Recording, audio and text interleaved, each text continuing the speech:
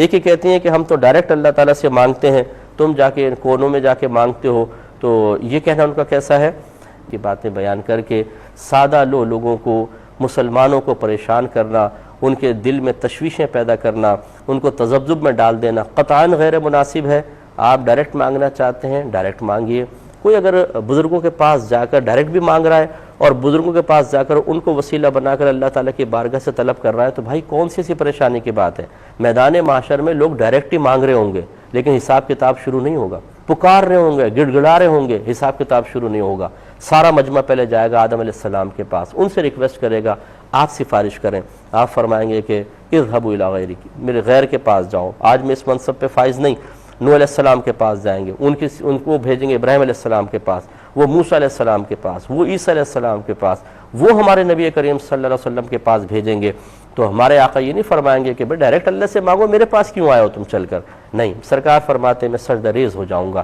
اللہ تعالیٰ فرمائے گا ارفع رأسک یا محمد، اے محمد اپنا سر اٹھائیے، سل تعطا، آپ مانگیے عطا کیا جائے گا، اشفع تشفع، آپ شفاعت کریں آپ کی شفاعت قبول کی جائے گی۔ پھر سرکار شفاعت فرمائیں گے اور حساب کتاب کے دروازے کھلیں گے۔ جو ڈائریکٹ والے بھائی بہن ہیں جو اسی پر اصرار کرتے ہیں، وہ یقیناً سرکار کی بارگاہ میں وہاں نہیں جائیں گے، وہ ڈائریکٹ پکارتے رہیں گے، تو ڈائریکٹ میں تو حساب کتاب شروع ہی نہیں ہوگا۔ یہ اللہ تعالیٰ میرے نبی کریم صلی اللہ علیہ وسلم نے میدان محشر کا ابھی نقشہ قائم کر کے بتا دیا ہے۔ جو کام دنیا میں غلط ہو وہ میدان محشر میں عین اللہ تعالیٰ کی رضا کا سبب کیسے بن سکتا ہے؟ اللہ کی مرضی کے موافق کیسے ہو سکتا ہے؟ جو یہاں غلط ہے وہاں بھی غلط، اور جو وہاں سرکار ہمیں بتا رہے ہیں کہ جب تک ڈائریکٹ کتنا بھی مانگ لو حساب کتاب شروع نہیں ہوگا، جب تک سرکار کی بارگاہ میں سب آ کر یوں نہیں کہیں گے یا رسول اللہ مدد فرمائیے، تب تک کام نہیں بنے گا۔ پھر سرکار سفارش فرمائیں گے، حساب کتاب شروع ہوگا۔ تو جب یہ اشارے کر رہے ہیں تو اس کا مطلب جو وہاں چیز جائز ہے اس چیز کو اگر دنیا میں اپلائی کیا جائے، اس سے دنیا میں نفع اٹھایا جائے تو کیا غلط ہوگا؟ تو یہ اللہ تعالیٰ نے خود قرآن عظیم میں ارشاد فرمایا وَابْتَغُوا إِلَيْهِ الْوَسِيلَةَ، اللہ تعالیٰ کی بارگاہ میں وسیلہ تلاش کرو۔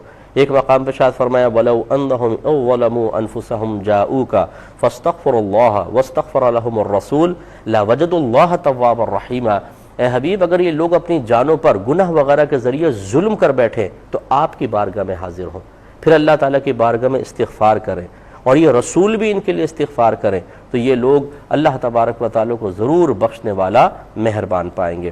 سوال یہ پیدا ہوتا ہے کہ ڈائریکٹ کیوں نہیں فرمایا کہ ڈائریکٹ مجھ سے معافی مانگ لے؟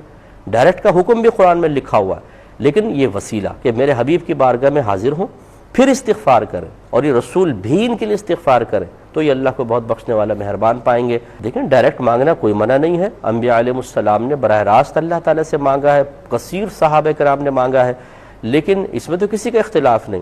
اصل یہ ہے یعنی اختلاف مختلف ہی اگر مسئلہ کسی نے بنایا تو وہ یہ ہے کہ اللہ تعالیٰ کے نیک بندوں سے دعا کروانا کیسا ہے؟ یہ اس کو انڈائریکٹ آپ کیوں کہتے ہیں؟